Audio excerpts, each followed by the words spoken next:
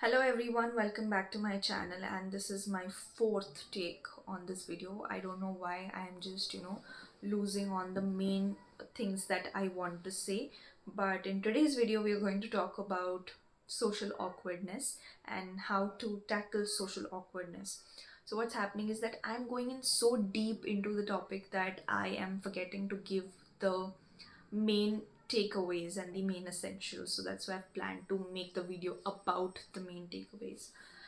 So when do we say that a person feels socially awkward is that whenever you're getting into a social situation, you feeling a lot of nervousness about how you will be received, the fear of judgment, how you will be judged, and the constant feeling of I am not good enough, due to which you behave in a very um, weird way. That is what you people call yourself as, that I feel that I am really weird.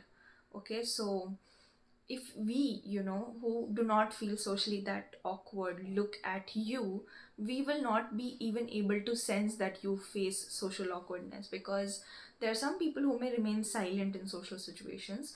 There are some people that their shyness is able to come on their face, but there are some people who out of a lot of nervousness keep talking in social situations, and there are some people who put on such a confident and authoritative mask that they become completely unapproachable, and nobody can even tell that they are feeling that shyness and they are feeling that awkwardness. So this thing is something that can be tackled and that can be changed, because it's not something that a person is born with, right? So you did pick up this conditioning and you did pick up this tendency to obsess about how will I be received, will I be judged, will I be liked, will I be respected, all of that due to certain things that might not have worked in the way you wanted them to work, maybe in your childhood, maybe in your teenage, anytime. But this is something that you can definitely work upon, because there are moments where we feel a little bit of anxiety or a little bit of nervousness, like going to an interview, like going on stage and speaking, going to a social gathering, meeting somebody for a business partnership, or meeting a marriage prospect. All of this can trigger a little bit of anxiousness and nervousness, which is completely fine. But when you start canceling on plans and you do this very consistently, do not want to get into social gatherings, you do not want to talk to people even if it is an important conversation that you need to have, and you prefer ignoring people rather than facing people, all of this tells you, and it makes you feel somehow that you are not being able to do the things that you really want to do. So there's just this huge feeling of unworthiness of that attention, that love, that care that people can actually give you.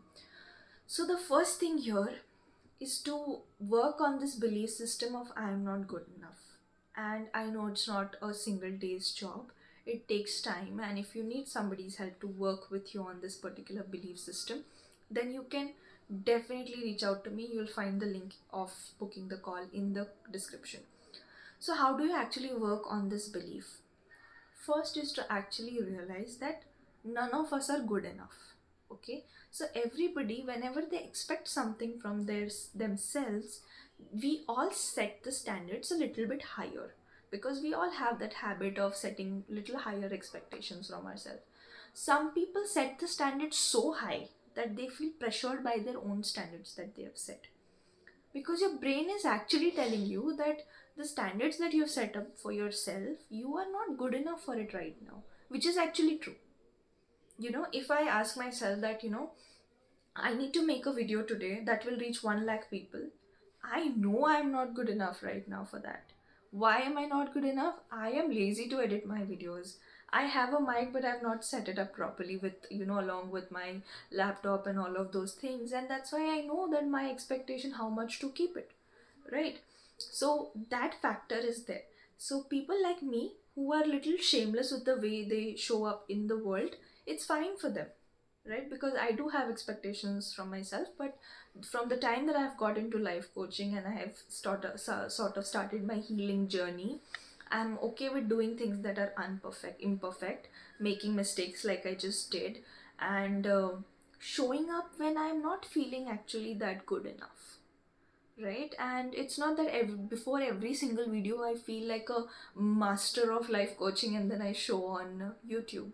That's not true. And maybe that playfulness in my life is something that actually gets me a lot of good rewards in my life. So I have made peace with that thing.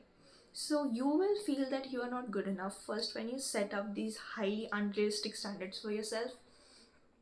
Second, when you have rejected yourself completely, you might be rejecting yourself for having a big nose, or feeling that you are overweight, or feeling that you are underweight, or feeling for having a certain kind of skin color, feeling for, the shame is of actually so many things. When I take coaching sessions, then I can see feeling not good enough for not being able to make the right career choices. There can be so many reasons to give to yourself to not feel good enough about yourself. So you exactly start doing the opposite. You start telling yourself, what do you feel good enough for? For example, I feel good enough that I'm an eloquent speaker. That means I can speak well to people, right? So whenever I have conversations with people, people always used to say, we really felt very nice after having a conversation with you.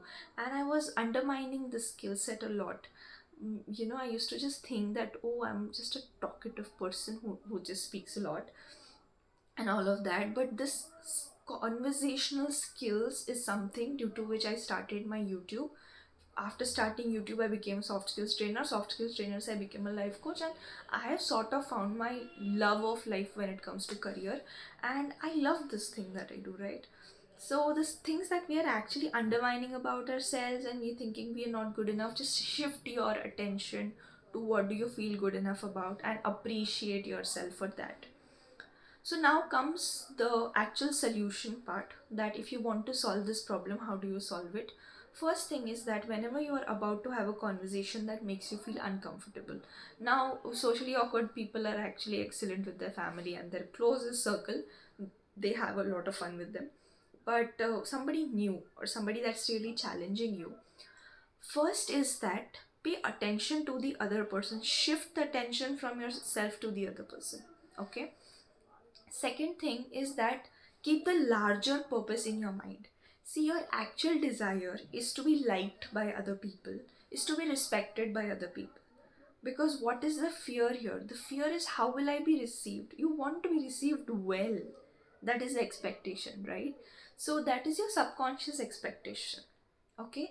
And people will receive you well when you sort of like yourself. If you don't like yourself, you will always feel that people are not receiving well. And when you like yourself, you don't care whether people are receiving you well or not. So that's a conversation for another day. But here you identify your subconscious need, keep it in your mind, keep it in your heart, and the larger purpose of the conversation. For example, initially making videos was, even I was camera shy. I mean, I was not like that कि camera देखा बोलना शुरू कर दिया जैसे अभी मैं करती हूँ. I was not like that. So even the camera used to make me a little shy and nervous, but I used to keep only one thing in my mind, that I want to reach out to the people who really need the inputs and the insights that I've got for myself. So you keep the larger picture in your mind. For example, no matter how socially awkward a person is, if he or she is a teacher and we put them in a setting of teacher and student, the person will forget, all the anxiousness and nervousness that they will have, and they will start communicating, because the purpose is actually bigger. So you pay attention to the bigger purpose of the conversation. Are you talking to the person to exchange notes? Are you talking to the person to share some information? Or, and when you talk to people with the intention of understanding them, you're curious about them, and less about they liking you, your thing with the conversation actually improves.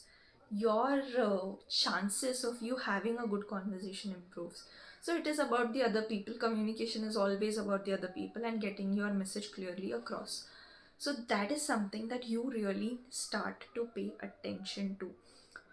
So when you work on feeling worthy for yourself, right, when you start having these positive conversations in your head, related to, I am good because I do this for this person, I am good. So whenever you feel I am not good enough, you just need to tell how you are good enough to yourself, and you will see slowly this shifting.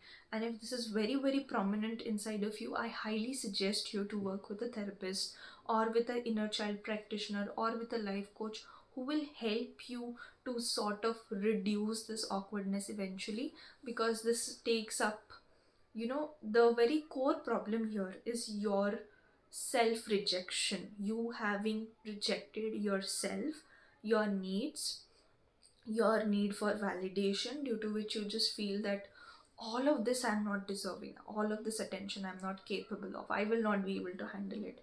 So everything is something that you can work upon. So whatever I told you today, try implementing that, and please let me know how did it work out for you. Thank you so much.